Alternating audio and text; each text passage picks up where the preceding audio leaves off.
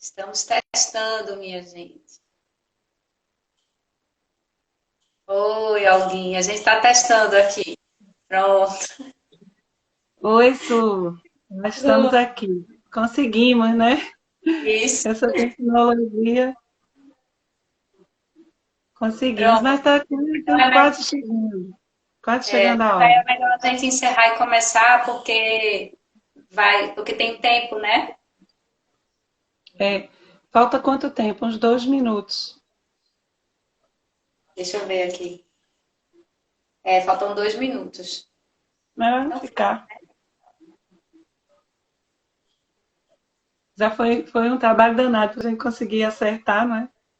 não é? Boa noite, quem está Boa chegando. noite. Olguinha. Oi, Joselita. Oi, Jô. Bem-vindas.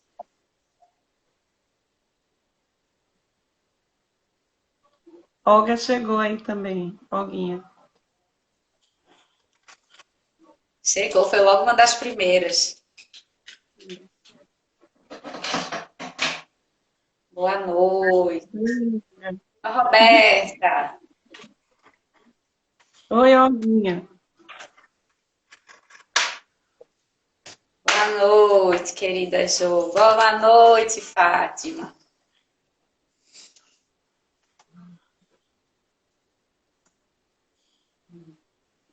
Oi, Jaci. Oi, Roberta. Boa noite. Saudade, né, gente? Não é?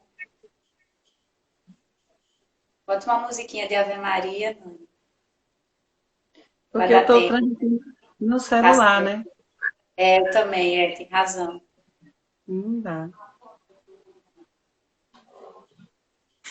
Oi, Ana Paula.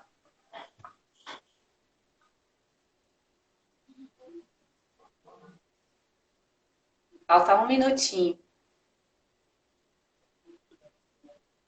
Oi, Bruno. Tudo bom? Oi, Socorro. Que saudade, Oi, Socorro. Socorro. Boa noite. Boa noite, Fátima. Pronto, 8 horas. 8 horas. Bora, 8 horas. Obrigada, obrigada. Obrigada. Vamos lá? Então vamos começar. Então vamos fazer a nossa prece. Vou fazer a prece inicial. Boa noite para quem está chegando agora. Alegria a gente estar aqui fazendo o trabalho da Fraternidade Peixotinho à distância, por essa ferramenta. E uma alegria estarmos juntos nessa coesão através desses recursos que nos conectam. Então nós vamos então um abraço para todos do Peixotinho e especialmente para aqueles outros que estão mais longe, que não estão em Recife, que não frequentam a fraternidade presencialmente e que nesse momento podem estar com a gente, né? Então, vamos acerenar os nossos corações, fechar os nossos olhos e vamos pensar em Jesus, nosso amigo maior, os benfeitores de nossa casa, Peixotinho, em nome de Peixotinho. Fazemos essa rogativa, Senhor, inicialmente, aos nossos benfeitores, para que possam nos inspirar na noite de hoje, a todos que aqui estão, elaborando mentalmente essa reflexão através das palavras do Evangelho. Inspira-nos, ampara-nos, e que possamos todos nós, nesse elo, nessa coesão de paz, de fraternidade, fortalecer os nossos pensamentos, e inspirar aqueles que necessitam de alívio, de calma, de esperança nesses tempos tão desafiadores. Permanece conosco, Senhor, toda a equipe espiritual do Peixotinho, todos os amigos, a nos amparar nesse momento. Que assim seja. Assim seja. Assim seja. Então, na noite de hoje, nós vamos focar um tema bem específico, que tem por base o ensinamento evangélico. Nós encontramos esse ensinamento de forma destacada no capítulo 14, honrai o vosso pai e a vossa mãe. E nós vamos, esse capítulo, ele trata do dever filial, essa responsabilidade dos filhos para com os pais. Contudo, na noite de hoje, o tema ele vai virar um pouco a direção e vai ser abordado fundamentalmente a partir do que foi intitulado como o papel indelegável dos pais na educação dos filhos. Por que a gente pensar um tema como esse nos dias de hoje? Por que colocar na pauta de nossa reflexão, não é, Nani? Esse papel indelegável. Pode parecer óbvio? Não. Por que essa discussão ela é necessária? Numa sociedade que ela é bastante caracterizada por tanto conhecimento, por tanta inovação tecnológica e, ao mesmo tempo, por vivenciar depressão, desânimo, doenças, desregramentos de mais variadas ordens que estão aí na sociedade. Então, isso já demonstra a importância de nós trazermos para o estudo de hoje essa fala, esse papel dos pais indelegável na educação dos filhos. Então, Emmanuel, no livro Vinha de Luz, capítulo 135, intitulado Pais, ele vai nos dizer o seguinte, que essa é uma preocupação, sobretudo, para os genitores. Então, ele diz o seguinte, é imprescindível, eu vou ler, não perder de vista que o lar é o mundo essencial, onde se deve atender aos desígnios divinos no tocante aos serviços mais importantes que lhe foram conferidos, quer dizer, aos pais. Joana de Ângeles, num livro intitulado Jesus e o Evangelho, ela vai dizer o seguinte, é um capítulo que discute a piedade filial, em que ela interpreta esse capítulo 14 do Evangelho. E ela diz o seguinte, a constituição da família não é resultado de acidente biológico, mas de uma programação.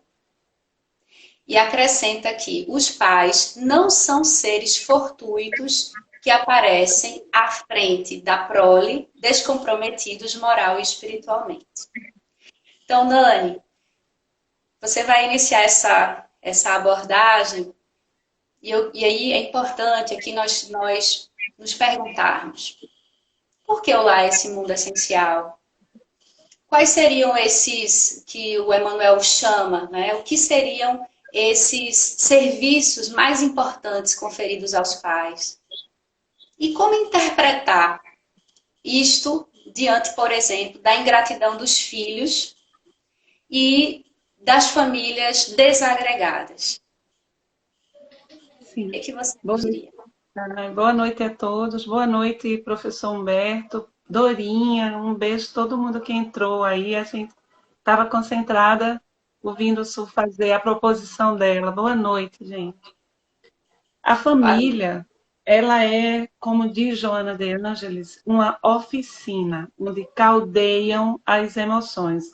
Joana de Ângeles diz isso no livro Constelação Familiar. Essa imagem de caldear é porque caracteres diferentes, individualidades diferentes, pessoas diferentes são convidadas a viverem neste ambiente, nesse locus privilegiado que é a família. Por que é um locus privilegiado? Porque é o local onde Deus nos colocou, nos situou, para que nós pudéssemos encetar esse movimento de aproximação afetiva, de cuidado. É na família que nós vamos viver duas experiências muito importantes para o nosso desenvolvimento, para a nossa evolução. A primeira experiência é de ser cuidado. nós reencarnamos frágeis, precisando de todo cuidado, de todo carinho, de toda atenção dos nossos pais. Nós precisamos de afeto, de acolhimento, de direção, de orientação. Nós precisamos ser cuidados.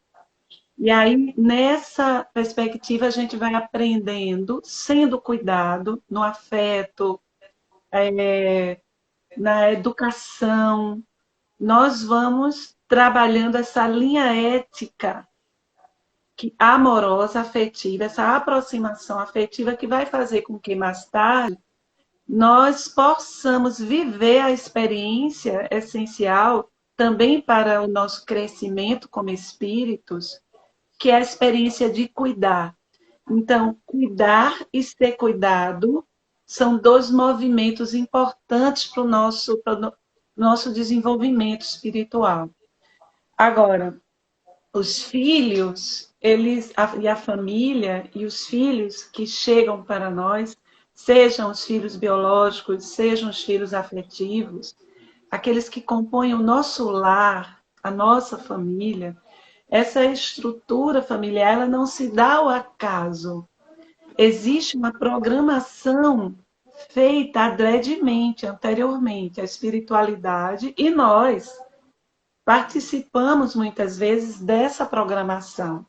Muitas vezes nós esperamos, talvez até por séculos, para que nós pudéssemos nos aproximar de determinado coração. Na obra de André Luiz, no livro Missionários da Luz, nós aprendemos, porque é um livro que trata da reencarnação, nós aprendemos a importância dessa programação, como tudo se dá com muito cuidado pela espiritualidade. Então, o filho que Deus coloca em nossas mãos, ele está sobre a nossa tutela moral. Essa tutela é importantíssima. Nós precisamos educar nossos filhos com valores, valores afetivos, valores que ajudem os nossos filhos a suplantarem o materialismo que graça na nossa sociedade. E aí é nesse ambiente onde essas emoções vão se caldear, porque aquele que reencarna com nosso filho, muitas vezes, pode ser um desafeto nosso do passado. Ou nós podemos ser o desafeto da pessoa.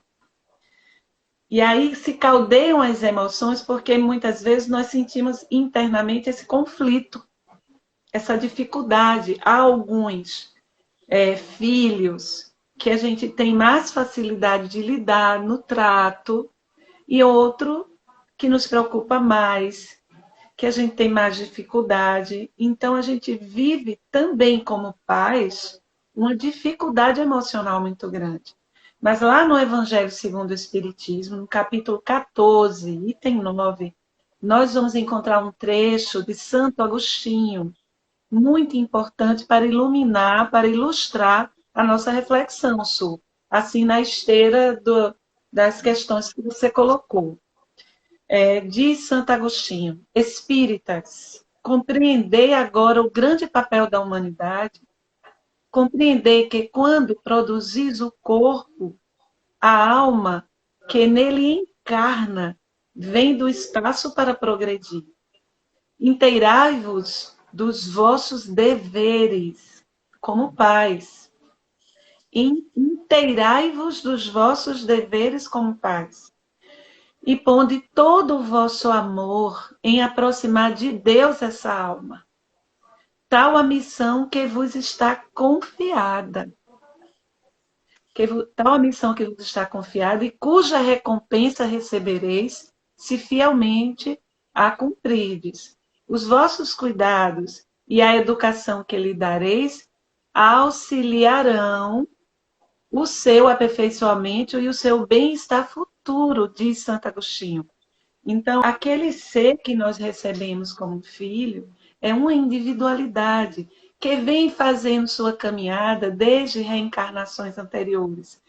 Esse ser tão bonitinho, que nasce um bebê tão fofinho, e nós lançamos nossas expectativas, né? Nosso afeto, nosso amor, ele traz em si aspectos da personalidade que nós precisamos ficar atentos. Ao passo que devemos dar amor, dar aconchego, porque é no afeto, está aí a neurociência comprovando que é no afeto que, inclusive, o cérebro se forma, que a afetividade é importantíssima para a estruturação do ser, mas faz parte e integra a condição de amar um filho, colocar limites, ensinar valores para eles, sabe, Su? Uhum. Aquele trabalho no miúdo, que cansa, mas é necessário e a gente não pode delegar. Nós, como pais, nós precisamos ocupar o lugar que Deus nos colocou. Se a gente for pensar na perspectiva de uma constelação, na posição, talvez uma das crises da família da nossa época seja exatamente porque os adultos deixaram de ocupar o seu lugar ético na família. Lugar de pai, lugar de mãe. Nós não podemos abrir mão desse lugar, que é um lugar de autoridade, sim. O pai e a mãe sempre serão maiores que os seus filhos. Que não é um lugar de autoritarismo. Autoritarismo é outra coisa. Nós estamos falando de autoridade afetiva e autoridade moral. A criança de 4 anos, ela sobe numa grade olhando para você. Isso. Ela está esperando que você diga, desça daí, é perigoso. Ela pode chorar, ela pode fazer birra, mas quando você tira ela lá da grade, lá dentro dela ela se sente amada. Porque ela sabe que você cuida dela. O ser humano precisa desse limite, entende isso? Uhum. Muito Perfeito. importante a gente refletir sobre a posição moral e afetiva que o Pai nos coloca quando nós vivemos na reencarnação a experiência de sermos pais, de sermos mães. Sim, você ia falar? Sim.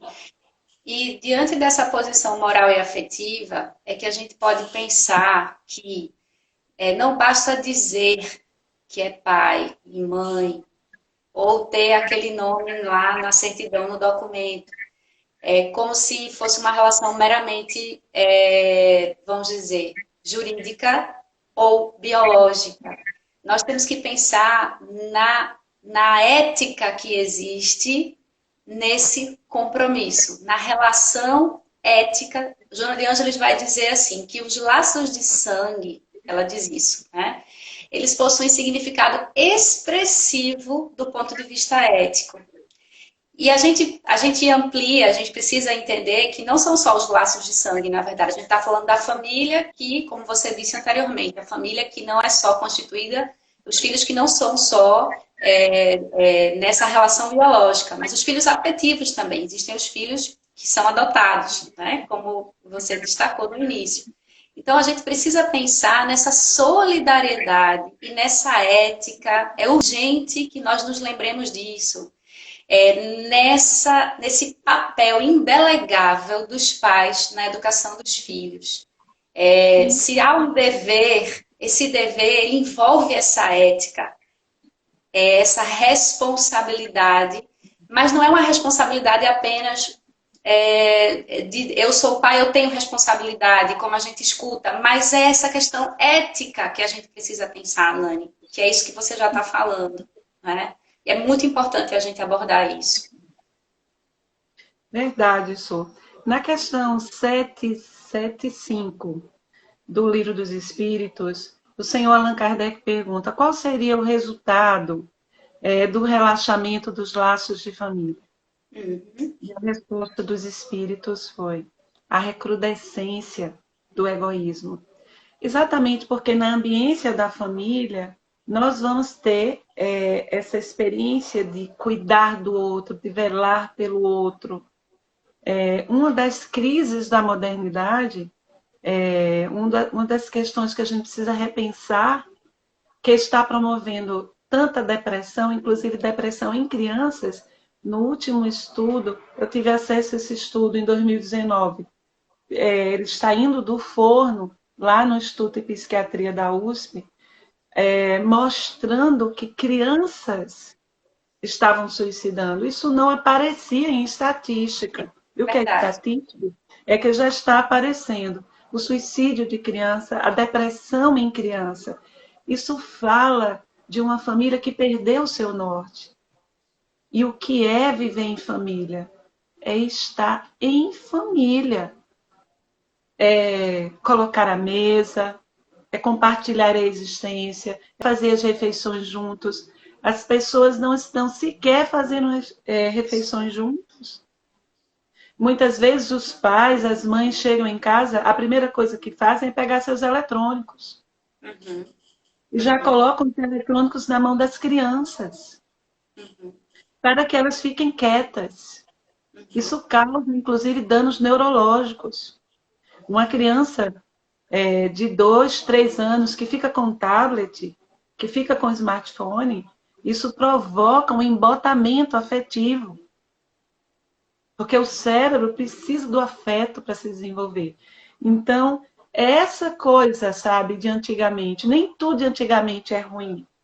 Nós precisamos resgatar certos valores que o Isso. materialismo fez com que a gente se perdesse. O ser humano perdeu-se de si mesmo. A partir do momento que a gente começou a viver nessa perspectiva do consumo, da fragmentação das nossas relações. Nós precisamos de contato.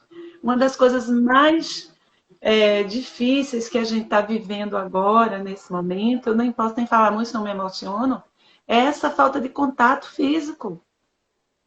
Neste momento, a minha irmã de Janice e meu cunhado, os dois estão com a Covid. Está me doendo terrivelmente não poder cuidar.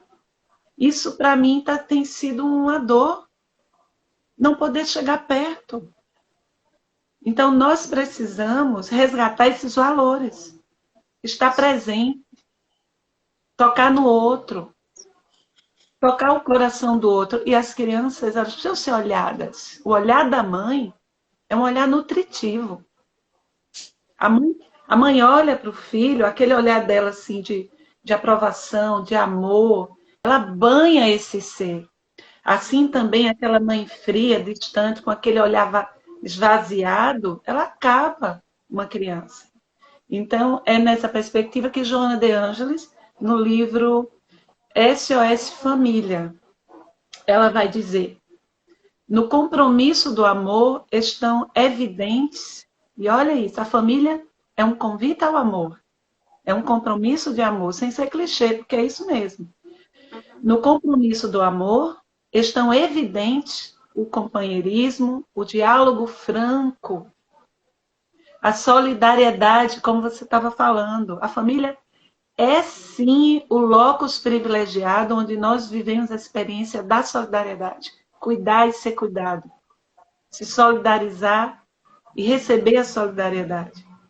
A indulgência.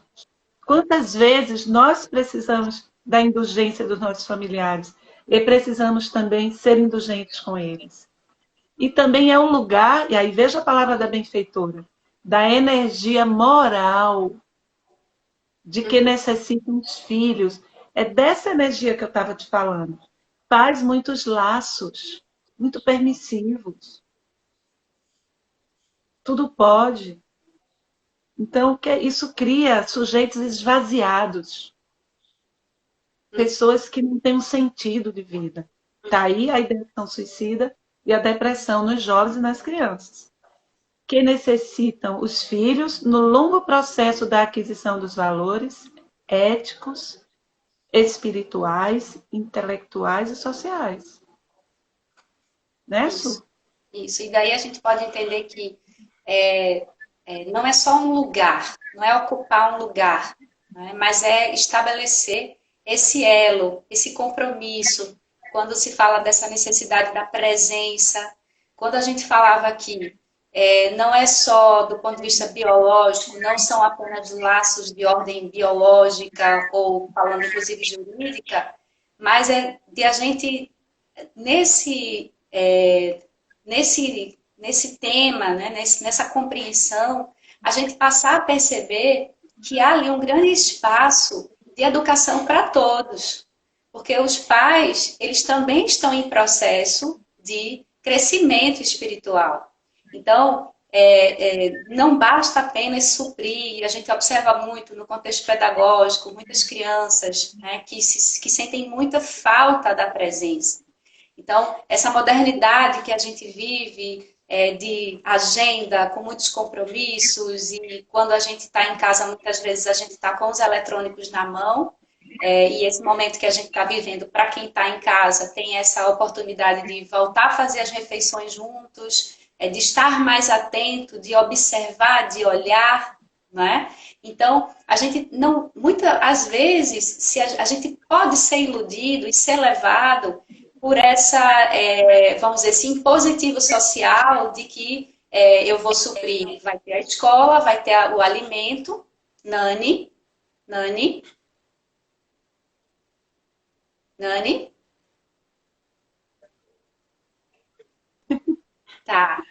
Então, como nós estávamos dizendo, não basta estar nessas ancoragens materiais, mas é preciso, e a gente sabe, a gente precisa reconhecer que há o esforço de muitos pais nesse sentido, mas é preciso quando a gente fala da presença, desse estar junto, dessa atenção, dessa escuta, dessa percepção, porque inclusive os filhos não são iguais.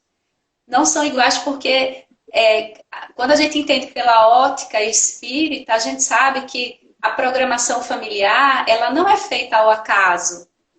E a maior parte das famílias, na maior parte das famílias, nós vamos encontrar essas tensões que vai caracterizar esse cadinho aí das relações, desses reencontros, desse processo de refazer um caminho. Então, e aí nós falávamos da ingratidão dos filhos,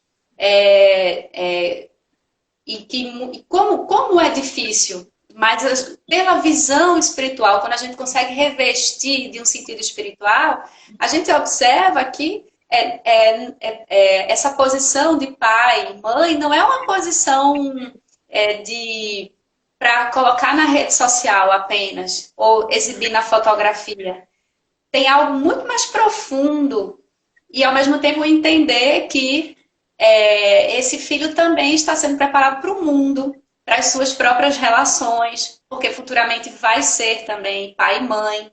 Então, eu acho que é muito importante, Nani, a gente não deixar de tocar nessa questão. Sim. Sim. A educação dos filhos pede presença. Mas é uma presença que não diz respeito à quantidade de horas que você fica ali. Porque às vezes você pode passar o dia e não estar presente. Então é aquela frase que a gente já ouviu tantas vezes. Não é quantidade, mas é a qualidade. É aquela pessoa saber que ela conta com você. Que você está presente na vida dela. O filho nosso, ele não veio para nós para que a gente colocasse ele numa vitrine. Uhum. Como a gente conversou hoje cedo, né? Hã? Ou para exibir. Ou para exibir. Que as pessoas estão exibindo muito na vitrine das redes sociais, né? Então, os filhos, eles não estão aqui para a gente colocar eles nessa cena. Nossos filhos, cada um deles, tem particularidades. Uhum.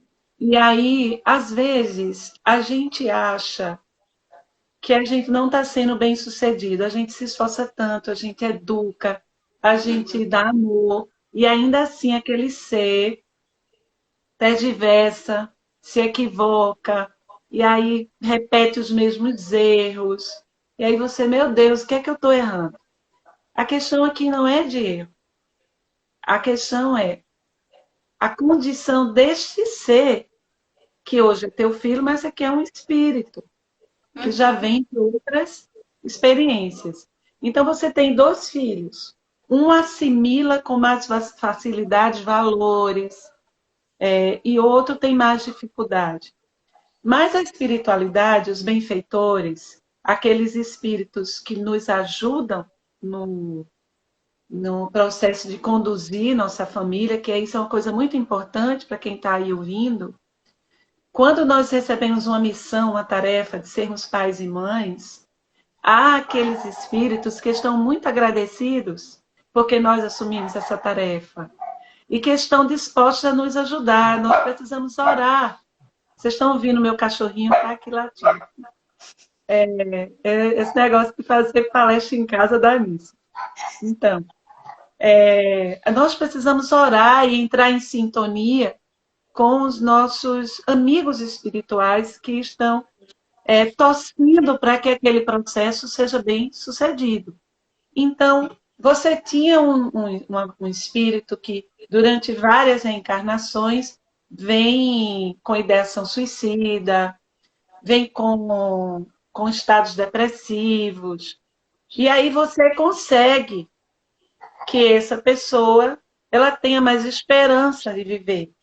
Ele não é igual ao outro filho, que tem mais facilidade, estuda mais, entrou na melhor faculdade. Esse daqui ele se arrasta mais, é mais dificuldade.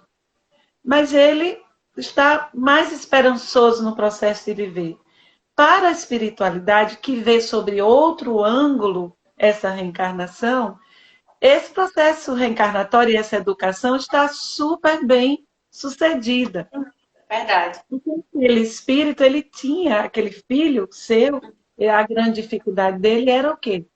Era permanecer na própria luta da vida. E você conseguiu passar esse valor para ele, de que a vida deve ser enfrentada, que a gente tem que ter coragem. Ele não vai ser um PhD para você mostrar para suas amigas, meu filho é isso e aquilo.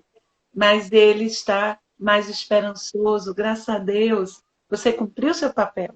Então a gente tem que observar essas nuances das individualidades. E nessa perspectiva, para não falar muito, para passar a bola para você, Su. Pode falar.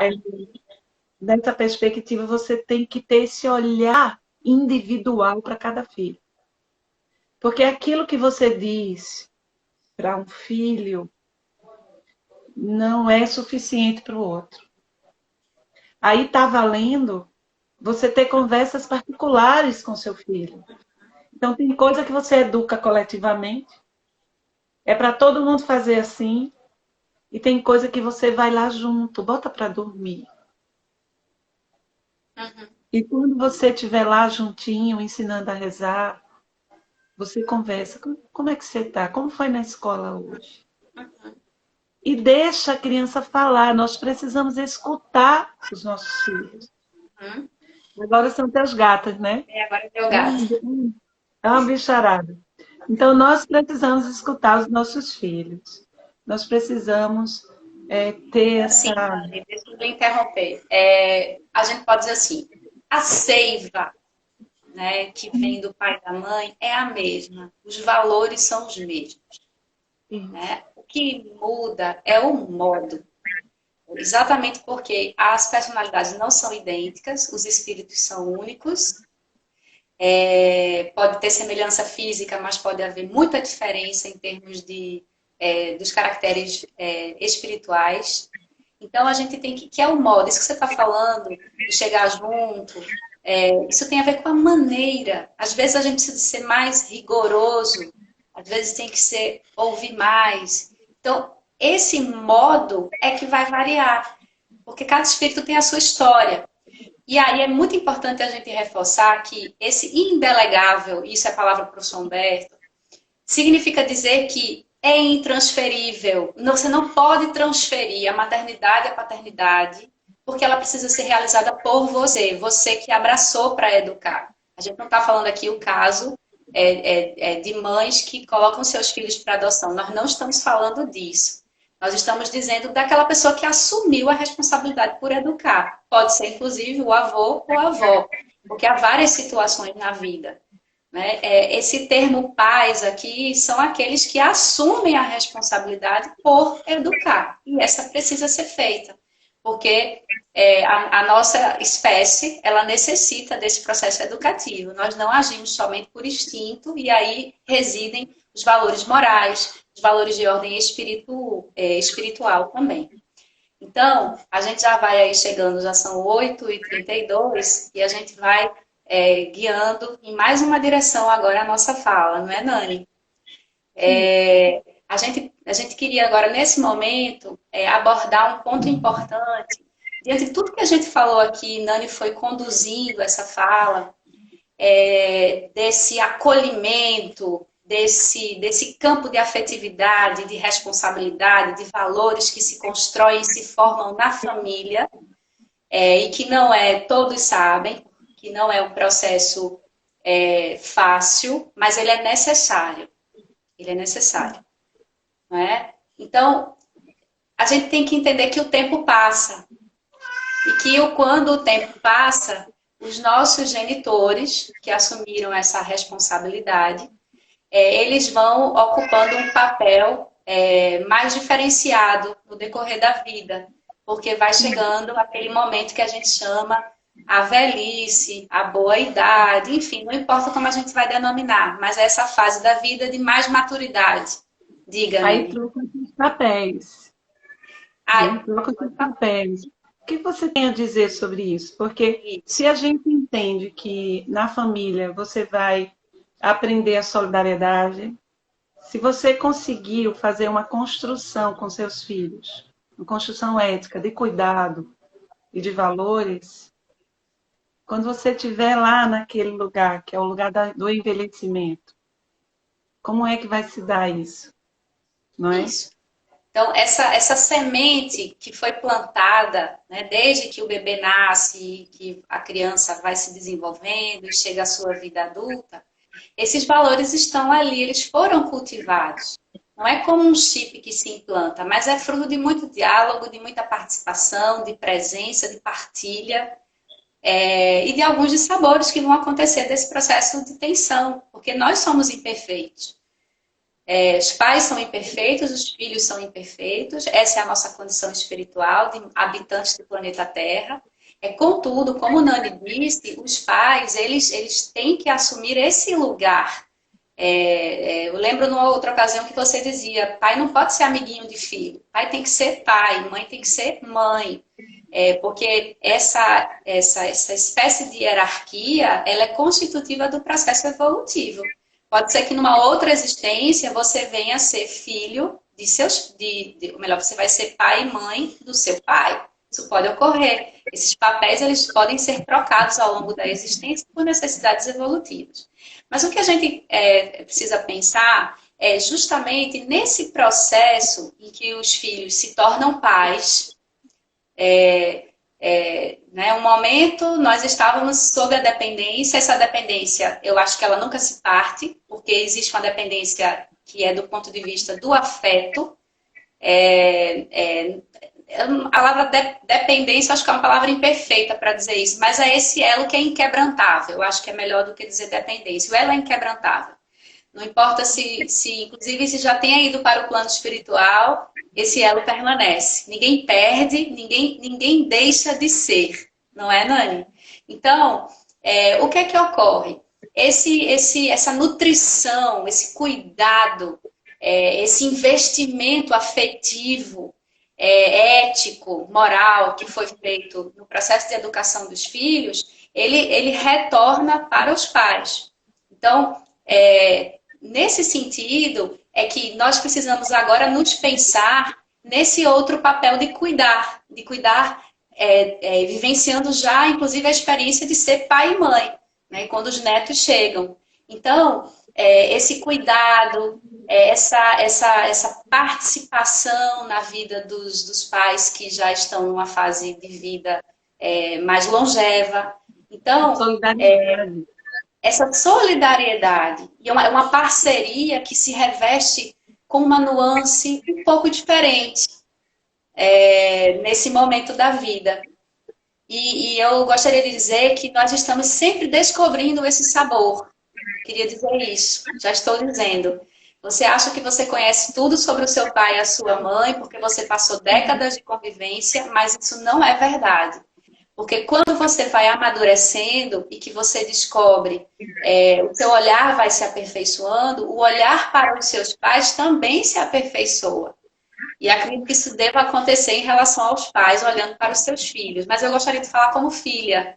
Então, você vai observando nuances e quando há o caso, inclusive, de partida na família, esses lugares, eles são levados a serem desacomodados. Porque você passa, digamos, um casal há muito tempo relacionado e que um ente querido parte, o outro vai precisar de muito apoio nesse momento. Porque é uma experiência nunca vivida. Então, isso é uma situação. Então, isso requer dos filhos essa presença, esse cuidado, essa participação na vida dos pais. E isso se deve por quê? Ao que foi semeado lá atrás. E mesmo nos casos em que os filhos não receberam devidamente, porque a gente não pode esquecer disso, Nani, há os casos em que os filhos não receberam aquilo que deveriam ter recebido. Então, isso exige muito desse filho o cuidado para não reproduzir essa atitude, né? dessa falta de presença, dessa falta de cuidado, do afeto vivido na sua profundidade. Então, isso vai ter uma repercussão diferente em cada filho, mas vencem e dão respostas que iluminam o céu, né, no sentido das divinas esperanças para todos nós, de perceber, olha como fulano está respondendo nesse momento da velhice de seus pais, de uma forma a perceber essas fragilidades, daquele afeto que gostaria de ter recebido e não recebeu. Às vezes por várias razões, às vezes por ser mais frio, às vezes por serem pessoas que não pensam da mesma forma que os filhos, com positividade, são pessoas mais negativas. Então tem várias situações. Então, como Joana de Ângeles diz, o amor ele é um impositivo existencial. Se o amor é um impositivo existencial, nós não temos como escapar. E você pode até pensar, mas como se o tempo não volta? Mas o seu olhar se modifica, e se ele se modifica, as suas ações a partir de agora poderão ser diferentes. Não só com o trato do seu genitor, genitora, ou com o trato das pessoas no seu entorno, incluindo os seus descendentes.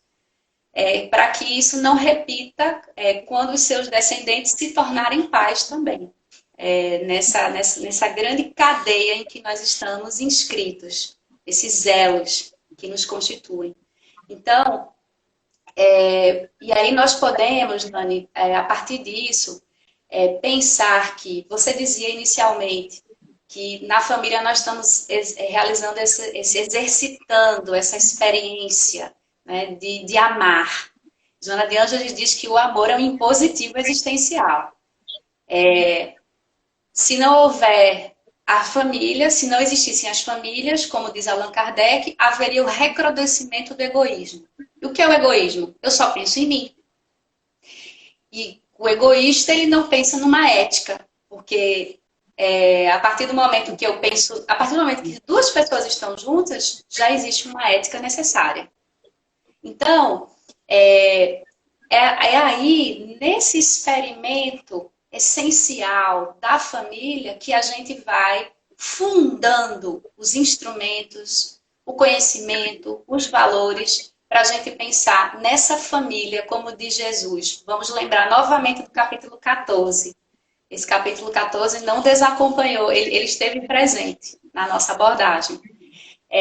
Quando Jesus diz, não é, que ele diz: quem é a vossa mãe, quem é o vosso pai? Quando ele é indagado sobre essa passagem nos evangelhos, quando vão dizer que a família dele está lá fora, e ele vai dizer o seguinte, né, que na verdade ele indaga para as pessoas perguntando: quem é o vosso pai, quem é a vossa mãe? Desse sentido dessa família universal, desse sentido coletivo da família, que não só se refere ao nosso núcleo doméstico, mas que se amplia para a humanidade. Então, isso é de profundo ensinamento para todos nós. Nós estamos aprendendo essa solidariedade que a gente aprende na família, esse compromisso ético, a gente estende para a vida em sociedade. Então, e é por isso que outra frase importante de Joana de Ângeles, outro ensinamento, está num livrinho chamado Garimpo de Amor. E ela diz que o amor em família constrói a sociedade no mundo. Verdade. Su, é maravilhoso. Eu estava aqui querendo até que você A sociedade continuasse. do mundo, perdão, sociedade do mundo. Que você continuasse mais. Muito bom. Você tocou num ponto muito importante, que é esse olhar do filho para os pais que envelhecem. Existe algo nas ordens, nas leis de amor dentro da família, que primeiro a gente falou desse lugar, lugar de pai, lugar de mãe, você ocupar o seu lugar. E ocupar o seu lugar de filho. Uhum. Porque mesmo que seus pais envelheçam e você seja um adulto, você sempre é o filho dessa pessoa que envelheceu. E aí você vai viver uma outra experiência, em que muitas vezes aquele que cuidou de você vai precisar do seu olhar de cuidado. Uhum. E aí esse lugar de onde você cuida do seu pai e da sua mãe é sempre menor. Porque você sempre é o filho. Se essa solidariedade foi bem construída, esses valores morais foram bem assentados, essa pessoa que hoje envelheceu, mesmo que ela esteja numa cama e que esteja demenciada, ela tem que ser cuidada, ele tem que ser cuidado deste lugar de honra. Muitas vezes as pessoas fazem assim: minha mãe, meu pai, eles viraram meus filhos agora. Isso é um equívoco. Verdade. Não, é sua mãe que envelheceu. Você está tendo a honra de cuidar da sua mãe. Isso. Devolver o que você recebeu. Isso. Não é? Então, aí aqui tem um equilíbrio entre o dar e o receber nas relações familiares. Então, quando o filho recebe mais do que precisa, fica uma pessoa estragada. A pessoa tem valores, só quer receber. Isso. Não é? E aí é difícil ele perceber quando os pais têm necessidades, porque ele só recebeu. Então tem que ter sempre, desde pequenininho, ensinar esse equilíbrio do dar e do receber. Exato. Essa é uma lei das relações de amor na família importantíssima. A primeira, que a cachorrinha quer sair. Essa é uma lei importantíssima. A gente precisa ensinar desde pequeno. Esse dar e receber, a gente tem que lembrar qual é a nossa posição na família. Nosso lugar. Qual é o nosso lugar? Qual é o nosso papel? O papel está ligado ao lugar. Isso. Não é? O que é que a gente precisa fazer? Então, hoje a gente vive muitas vezes uma tragédia das pessoas que envelheceram. Ficam sozinhas, muitas vezes sobrecarregadas, não é? Porque os filhos muitas vezes não conseguem olhar para os pais desse lugar. Que é alguém que já deu o que tinha que dar, ele já ofertou. E agora é você que vai dar. É você que vai devolver dentro dessa ambiência a solidariedade. Eu que não sei se tem tempo, não sei como está o tempo aí. Tem um trecho que eu trouxe aqui dessa relação dos filhos com os filhos, o filho que você recebe, que está em Pensamento e Vida, de Emmanuel, psicografia do nosso Chico. É a lição número 13. Emmanuel diz assim, ele cria uma imagem linda, ele diz que a criança é um vaso vivo. Não é? E aí é um vaso vivo, eu diria que antes do vaso é uma argila, né? Você vai moldar. Então, é assim que toda criança entrega a nossa guarda, diz Emmanuel, é um vaso vivo a arrecadar-nos as imagens da experiência diária, competindo-nos, pois, o dever de traçar noções de justiça. Olha isso, Su. Compete aos pais traçar. A criança é um vaso vivo, é uma argila que está lá sendo moldada, não é? Se é um vaso vivo, é um vaso que está sendo moldado, né? Compete, então, aos pais o dever de traçar noções de justiça e trabalho, fraternidade e ordem, habituando-a desde cedo à disciplina, ao exercício do bem, com a força de nossas demonstrações, sem, contudo, furtar-lhe o otimismo, o clima de otimismo e de esperança. E aí Emmanuel fala aqui da necessidade da gente educar a criança, disciplinar, mas sem tirar dela a esperança, a alegria, o otimismo de viver. E aí ele está fazendo um alerta para a educação castradora, que cria indivíduos revoltados e desagregados. E aí? O que é que a gente pode refletir aí dentro dessa solidariedade para os dias de hoje, Su? O que é que você pensa? A gente deve ter mais paciência, porque muitas vezes nós estamos exigindo perfeição dos nossos pais. Nós não somos perfeitos, inclusive adultos estão exigindo isso dos seus pais que envelheceram. Então nós temos que ter muito cuidado com isso.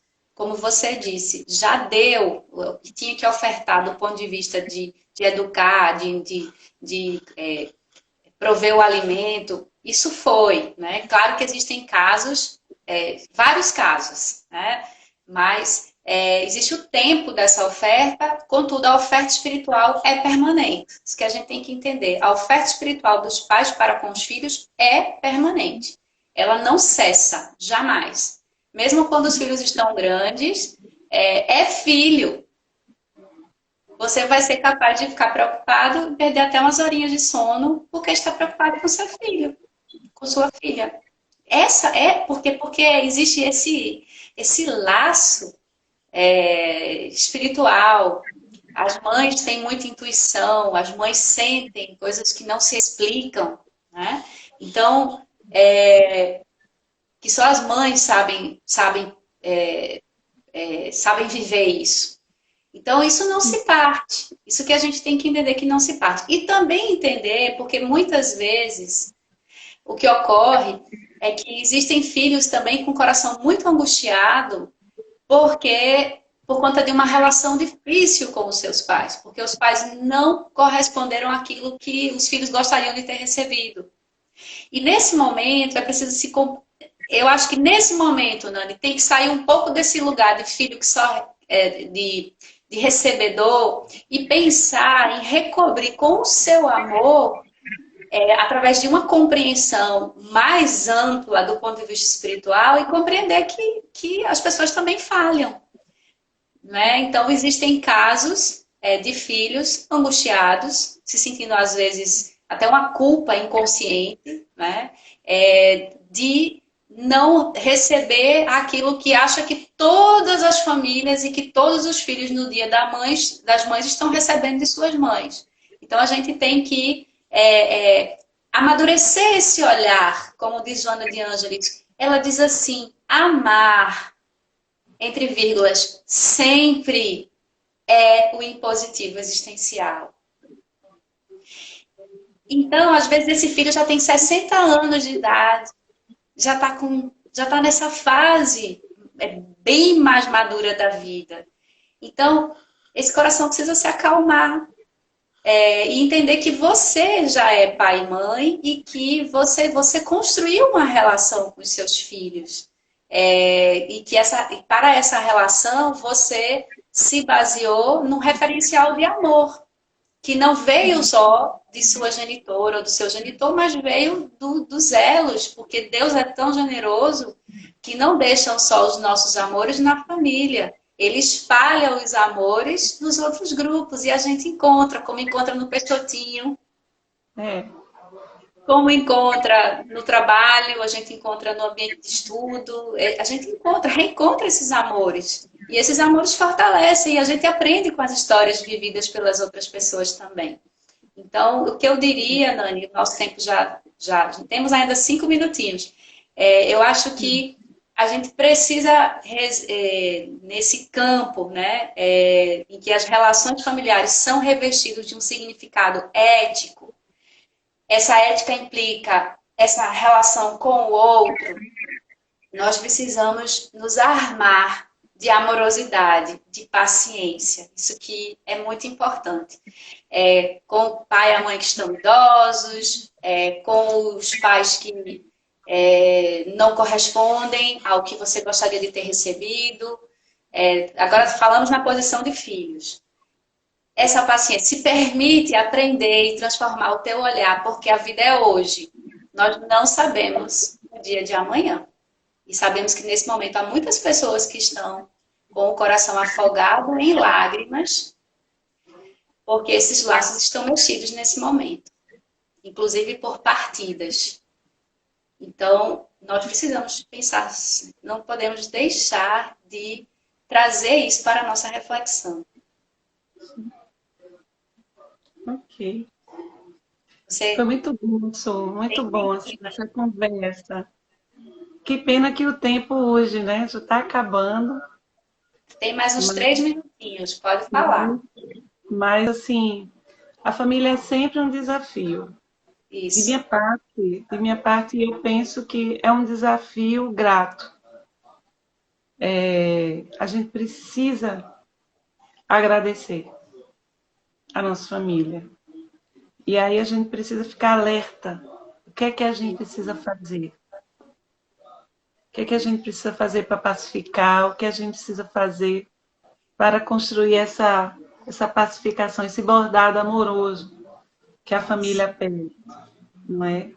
Então, assim, eu penso dentro de... Começa onde? Começa dentro de nós. Dentro da gente.